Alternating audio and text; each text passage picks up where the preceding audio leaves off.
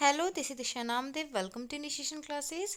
आज मैं आपके सामने मध्य प्रदेश हाई कोर्ट का लेटेस्ट नोटिफिकेशन लेकर आई हूँ। आप यहाँ पर देख सकते हैं मध्य प्रदेश हाई कोर्ट में भर्तियाँ होना है स्टेनोग्राफर एंड असिस्टेंट ग्रेड 3 के लिए।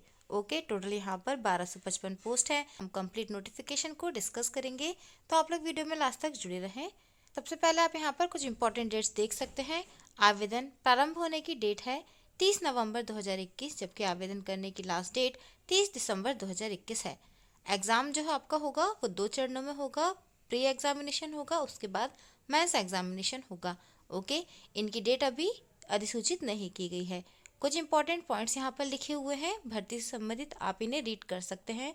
ये जो नोटिफिकेशन है मैंने आपके साथ टेलीग्राम चैनल पे शेयर कर दिया है। टेलीग्राम चैनल की लिंक डिस्क्रिप्शन में मेंशन है। ओके, यहाँ पर आप डिस्ट्रीब्यूशन देख सकते हैं टोटल 1255 पोस्ट का।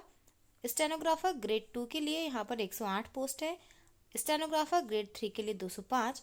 स्टेनोग्राफर ग्रेड 3 ही, लेकिन ये कोर्ट मैनेजर स्टाफ के लिए है, इसके लिए 11 पोस्ट है। असिस्टेंट ग्रेड 3 के लिए 910 और असिस्टेंट ग्रेड 3 इंग्लिश नोइंग के लिए, यानी जिन्हें इंग्लिश आती है, उनके लिए 21 पोस्ट है।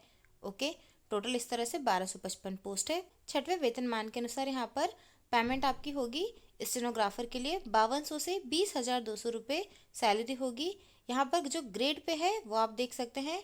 स्टेनोग्राफर ग्रेड 2 के लिए 2800, स्टेनोग्राफर ग्रेड 3 के लिए 2400 और stenographer grade 3 court manager staff के लिए 1900 रुपये ग्रेड पे है।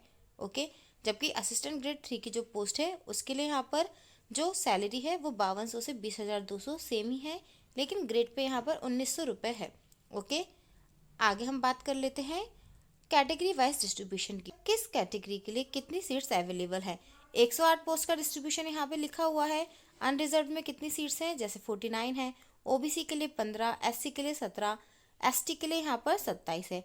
और यदि हम बात करते हैं महिलाओं के लिए आरक्षित कितनी है, तो महिलाओं के लिए अनरिजर्व में 9 सीटें आरक्षित है। ओबीसी के लिए 1, एससी के लिए 2 और एसटी के लिए 3 सीटें आरक्षित है। यहाँ पर जो पीडब्ल्यूडी के अंदर कैंडिडेट आते हैं उनके लिए 6 पोस्ट हैं। उसमें भी कैटेगरी बनी है श्रवण बाधित के लिए 2, दृष्टि बाधित के लिए 2 और अस्थि बाधित के लिए 2।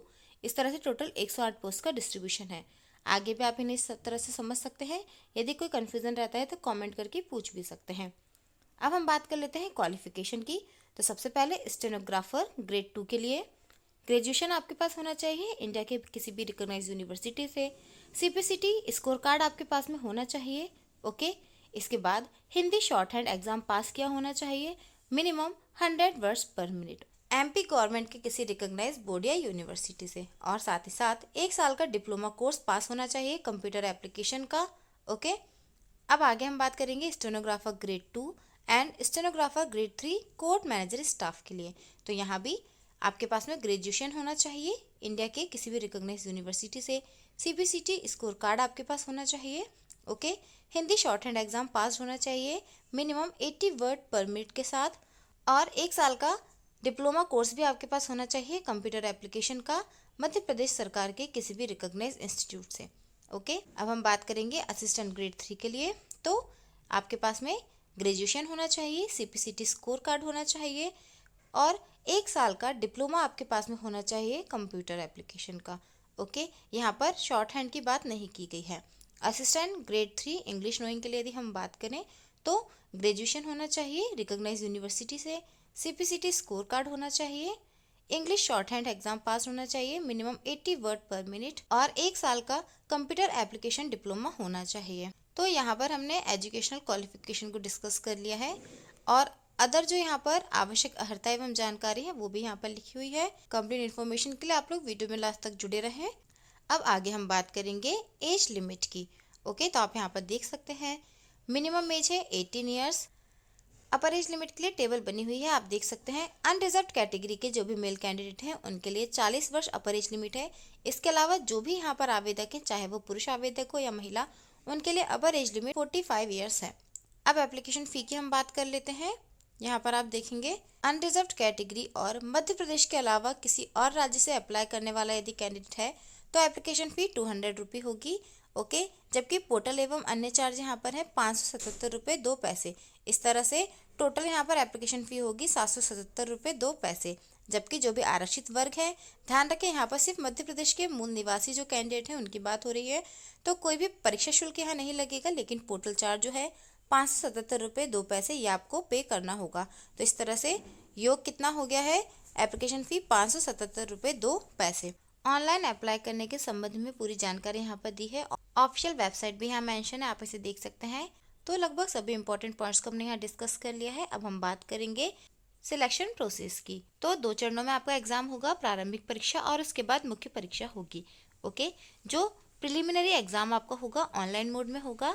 100 नंबर के क्वेश्चन यहाँ पर पूछे जाएंगे। जो भी प्री एग्जाम को क्वालिफाई करेंगे उन्हें फिर मेंस एग्जाम के लिए इनवाइट किया जाएगा। एग्जाम सेंटर्स भी यहाँ पर लिखे हुए हैं। सिलेबस यहाँ पर आप देख सकते हैं। जीके और जीएस के 30 क्वेश्चन पूछे जाएंगे। ध्यान रखें यहाँ पे जीके में एमपी जीके इंक्लूड है, जो कि 30 मार्क्स के होंगे। मैथ्स और रीजनिंग के 20 क्वेश्चन जो कि 20 मार्क्स के होंगे। जनरल हिंदी के 10 क्वेश्चन 10 मार्क्स के। इंग्लिश नॉलेज के 20 क्वेश्चन 20 मार्क्स के और कंप्यूटर नॉलेज के 20 क्वेश्चन 20 मार्क्स के होंगे। इस तरह से टोटल नंबर ऑफ क्वेश्चन भी 100 है और टोटल मार्क्स भी 100 है। 2 घंटे का आपका पेपर होगा, ये आपको ध्यान रखना है। मॉक टेस्ट के लिए आप लोग मध्य प्रदेश हाई कोर्ट की वेबसाइट पर जा सकते हैं। ओके, अदर इन्फॉर्मेशन भी यहाँ पर लिखी हुई है। प्रारंभिक परीक्षा का जो रिजल्ट है उसके बारे में यहाँ पर जानकारी दी हुई है। प्री एग्जामिनेशन के लिए यहाँ पर मिनिमम वेटेज लिखा हुआ आप देख सकते हैं। जो भी सामान्य वर्ग एवं अन्य पिछड़ा वर्ग के कैंडिडेट होंगे उन्हें मिनिमम 45% लाना होगा, जबकि SC ST के जो कैंडिडेट होंगे उन्हें 40% मिनिमम नंबर लाना होगा, तभी उन्हें जो मेंस एग्जाम है उसके लिए यहाँ पर इनवाइट किया जाएगा। आगे देखेंगे मेंस एग्जामिनेशन के बारे में भी इंफॉर्मेशन दी हुई है। टोटल 100 नंबर का आपका यहाँ पर क्वेश्चन पेपर होगा और यहाँ पर सब्जेक्ट लिखे हुए हैं। स्टेनोग्राफर ग्रेड 2, ग्रेड 3 और ग्रेड 3 के ही कोर्ट मैनेजर स्टाफ के लिए सब्जेक्ट हैं। हिंदी स्टेनोग्राफर, डिक्टेशन 100 वर्ड्स लगभग, okay, approx, transcription and typing ये 100 मार्क्स के होंगे। और टाइम भी यहाँ पर दिया हुआ है 5 + 30 यानी कि टोटल 35 मिनट्स आपके पास होंगे। असिस्टेंट ग्रेड 3 के लिए आप यहाँ पर देख सकते हैं हिंदी टाइपिंग 350 वर्ड्स अप्रॉक्स और direct dictation typing 400 words approx. तो यहाँ पर मार्क्स होंगे हिंदी टाइपिंग के 30, डायरेक्ट डिक्टेशन के 70, इस तरह से टोटल 100 मार्क्स। टाइमिंग भी दिया हुआ है दोनों के लिए 10-10 minutes. Assistant grade 3 English knowing के लिए आप यहाँ पर देख सकते हैं English stenography dictation 400 words approx और ट्रांसक्रिप्शन एंड टाइपिंग के 100 क्वेश्चंस। ओके, यहाँ पर टाइमिंग है 5 minute and 30 minutes, total 35 minutes. Okay, तो ये आपके मेंस एग्जाम का सिलेबस है। यहाँ पर मूल्यांकन से संबंधित जानकारी भी दी हुई है। यहाँ पर किस तरह से नेगेटिव मार्किंग होगी, मेंस एग्जाम का रिजल्ट किस तरह से तैयार किया जाएगा और साथ ही साथ यहाँ पर जो यात्रा भुगतान है उसके बारे में भी जानकारी दी हुई है। तो यदि आप लोग मध्य प्रदेश हाई कोर्ट में भर्ती होना चाहते हैं तो अप्लाई कर सकते हैं।